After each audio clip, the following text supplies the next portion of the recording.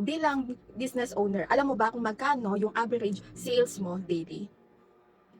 Meron po kasi nagtanong sa akin yan, sa aking another account. Ang sabi niya sa akin, tinatanong ba magkano average sales daily? Bakit sa amin tinanong? Ang tinutukoy niya po is yung sa tax mapping. Karamihan sa nagpakita ng ganyan na tax map, walang nakasulat na daily sales average.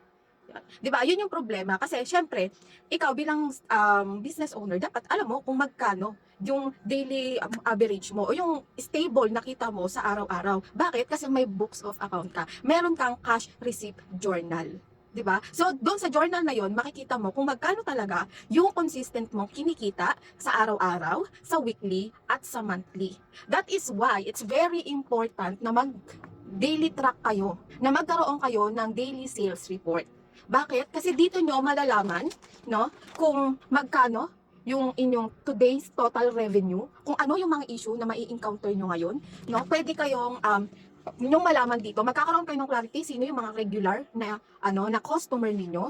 Matutulungan din kayo nito sa inyong inventory kasi meron dito nakalagay na quantity, syempre yung amount and today's total revenue. So alam nyo kung magkano yung magiging kita nyo sa araw-araw. Alam nyo rin kung anong araw malakas yung kita nyo at kung anong araw mahina yung kita ninyo. So kung gusto nyo ng daily sales report na ito, andyan po ito sa aking shop. I-visit nyo yung aking profile. So anyway, ciao.